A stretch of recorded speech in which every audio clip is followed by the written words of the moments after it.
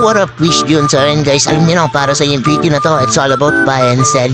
So guys, malapit yung bayar natin from Bicol na tayo ng Gentry para po rin yung ating motor swap talaga.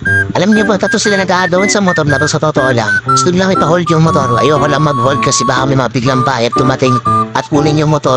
Kaya sabi ko sana ako, sure buyer po itayuin niya rito. Grabe guys, tumating sila na Cavite kahapon. Nag-hotel na sila kasi gabi na dapat katabi panlakonin yung motor. Kinuha na yung motor pa na bukas babiyahin na ulit sila pa Bicol. So nakaka-proud lang yung motor natin. From Gentry Point to Bicol, let's go. Pakita ko sa inyo motor at pakita ko sa inyo mga trapang from Bicol. Let's go, intro muna tayo.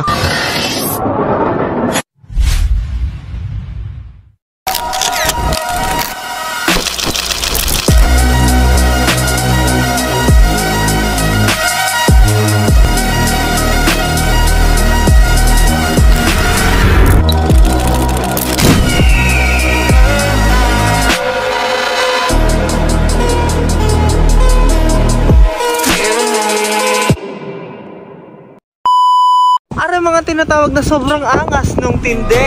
So ayan guys, yung motor natin napakaswabe niyan. All stock, no issue na registro, original all papers. All stock par, nakapiyesa lang. Konting kembot na lang yan pa, ready to show na yan.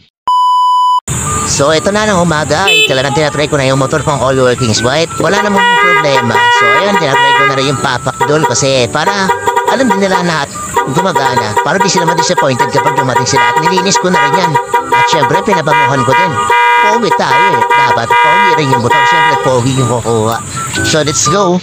Sa mga oras na dumating na sila, sir. Kaya yan, ready ko na yung maibibigay ko. Bibigay ko na yung pyesa na yan. Yata yan, na sila, sir. Naglalakad na sila. Papunta na sila sa akin. So, nakipag-peace bomb muna ako sa kanila para malapit. Walang amba-amba. Ganun agad. Testing nyo agad. Sabi ko, test ride nyo na agad, sir. Para mas masabi nyo kung komportable pa na. Yung walang pilitan yan, sabi ko. Kung gusto niya lang din, syempre, Civil mo rider curb yan par, binenta ko ng 70k. Ganon kalupit. Pero syempre, naaawitan tayo, ganon talaga. Kailangan natin magpaawit. Syempre, from Bicol pa yan para. Civil mo doon nakakarating yung post natin para from Bicol. Dumayo ng Cavite para sa motor na to. Swabe talaga. Kitang-kita niya naman kung gaano kaangas yan. Tapos ito naman si Kuya, mas nakalimutan ko ipangalan, siya talagang kausap ko. Yung una ng try, ayun yung bibili yung nakaputi. Pinsan niya. So talagang solid rin. Nag-long ride talaga sila. May dala silang Geek Sarata yun. Tsaka ADB Honda. So ayan, try nila bossing. Ang lipigat naman, hinahatol lang hinataw. Actually, apat sila ng train yan. Hindi ko na nabidyoan yung dalawa. Sa mga Orsos, check ko na yung mga papel. Yung mga ilaw, lahat, tinapray nila. At ayan, nag-meeting na sila kung decision nila kung kukunin ba talaga nila. Kasi wala namang pilitan yan. So ayan, check ko na mga brake light, signal light, lahat. Wala namang problema yan kasi talaga hindi ko naman nilibenta yan kung may problema. So ayan, check ko na yung pop-up doon, syempre. Ay, din yung isa sa mga dinayo talaga nila. Hangang-hanga sila sa motor. Napaka-solid yan, guys. Kaya wala nang ano to. Pero na agad. So ayan, nag-deal na kami. So kinuha na nila yung pera. Siyempre, eto na po. Ready to cash out na naman. Siyempre, magbibilang din ako siyempre para solid. Kung sure ba talaga na sakto yung pera. So ayan, 1, 2, 3, 4, 5, 6 na naman ang bilangan natin yan, par. So ayan lang, par. Alam niyo na, kung nakakabot kayo sa part ng video na to, pa-comment nyo naman kung tagasan kayo.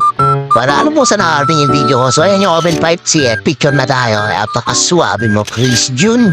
So ayan, pangalawang picture, napakasolid dito. Pauwi na sila, kaya boss, ride safe kayo bukas. Ingat pauwi.